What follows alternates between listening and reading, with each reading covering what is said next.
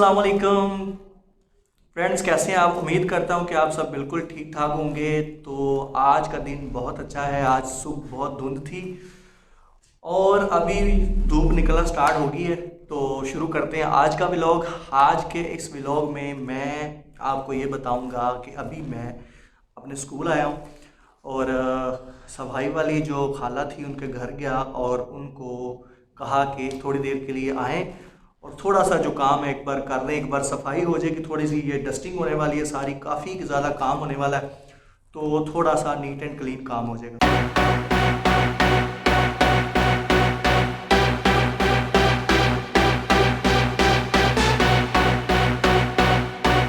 तो इंशाल्लाह कुछ दिनों तक, थोड़े दिनों तक जो है ना स्कूल बिल्कुल ओपन हो जाएंगे।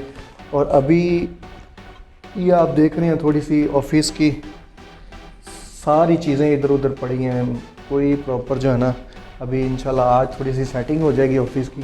और कुछ दिनों तक इंशाल्लाह बच्चे भी आ जाएंगे और फिर उसके बाद डेली रूटीन वाइज जो है ना काम शुरू हो जाएगा। चलिए आपको एक छोटा सा वाक़या सुनाता हूँ। कल मैं अपने मामू के पास बैठा हुआ था और उनके पास एक बुज़ुर्ग आए। वो बता रहे थे, कह रहे थे कि मैं रिक्शे में बैठा हुआ था, जो चिंगची रिक्शा होता है, चादर मैंने ऊपर ली हुई थी और थोड़ा सा आगे जाके एक लड़का मेरे साथ बैठ गया। उसने भी इसी तरह की चादर ली थी और मुंह के ऊपर ना थोड़ा सा उसने मुंह अपना ढांपा हुआ था। और थोड़ी ही देर आगे जो है ना वो जाके कहता, मुझे मेरा इस तरफ ख्याल ही नहीं था कि वो ऐसी भी हरकत कर सकता है। तो थोड़ा सा आगे जाके वो कहते हैं कि वो उतर गया। कहते मैं अपनी इजी होकर बैठा हुआ था अपनी सीट पे। तो जब मैं अपने स्टॉप पे उतर गया हूँ तो रिक्शे वाला कहता है, मियाँ जी किराया दें। कहते मैं अपनी जेब को हाथ लगा के, मतलब जेब के अंदर हाथ डाला है पैसे निकालने के लिए, तो पैसे तो जेब के अंदर है ही नहीं। फिर कहते मैंने ऊपर वाली पॉकेट के अंदर जो है ना पैसे डाले हुए थे, वो फिर उधर से मैंने दिया और मैंने उसको बताया नहीं है कि मेरे साथ ऐसा हो गया। कहते फिर मैं घर गया तो घर जाके मैंने अच्छी तरह चेक किया, तो कहते मैंने जेब चेक की तो ना ही पैसे निकले और ना ही उसमें मोबाइल निकला। मोबाइल भी उस लड़के ने निकाल लिया और पैसे भी उस लड़के ने निकाल लिए।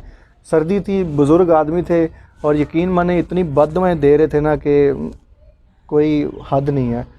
तो कह रहे थे कि ज़्यादती है। कहते मुझे पैसों का दुख नहीं है, मोबाइल का दुख नहीं है, लेकिन मेरे बच्चों की जो उसके अंदर तस्वीरें थी ना, मुझे उसका बहुत ज़्यादा दुख हुआ है। तो ज़्यादती एक किस्म की, बहुत दुख हुआ मुझे सुन के।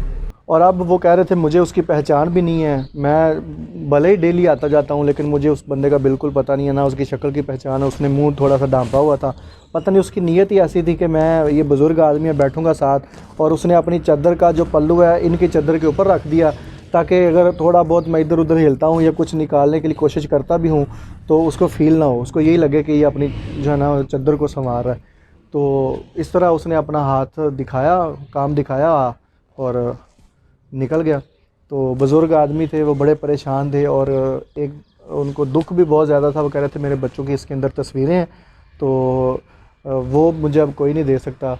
तो कह रहे थे उसका बेड़ा गर्क हो, बड़ी मतलब बददुआएं दे रहे, बददुआएं देगा वो बेचारा शख्स। उसके पैसे भी निकाल लिए और उसके बाद मोबाइल भी उसका निकाल लिया। तो फ्रेंड्स मैं तो आपसे यही कहूँगा कि बी केयरफुल। आप भी जब इस तरह गाड़ी में बैठें तो अपनी चीज़ें अच्छे से देख लें, अच्छे से इर्द गिर्द एक बार नज़र दौड़ा लें कि इस तरह का कोई बंदा तो नहीं बैठा हुआ जो इस तरह ऐसे देख रहा है और जो है ना वो काम इस तरह के करने की कोशिश कर रहा है या करने लगा है या इस तरह देख रहा है। मेरे एक सार हैं, उन्होंने मुझे बताया, कहते हैं कि मेरे भी इसी तरह पैसे निकल गए थे और मैंने अपने एक दोस्त को बताया।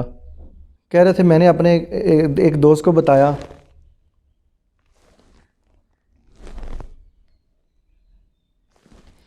और उस दोस्त से मैंने कहा कि इस तरह उनको बताया कि मेरे इस तरह पैसे निकल गए हैं, तो इसका कोई हल बताएं। तो कहते इसका कोई हल नहीं है, इसका हल यही है कि आप जो है ना सब्र करें। कह रहे थे फिर उसने ना उसके एक दूर के कुछ जानने वाले थे, उसके फिर आगे जो है ना वो उसको पता था जेब कतरों का। तो उसने कहा कि ऐसा करें, उनको बुलवाएं।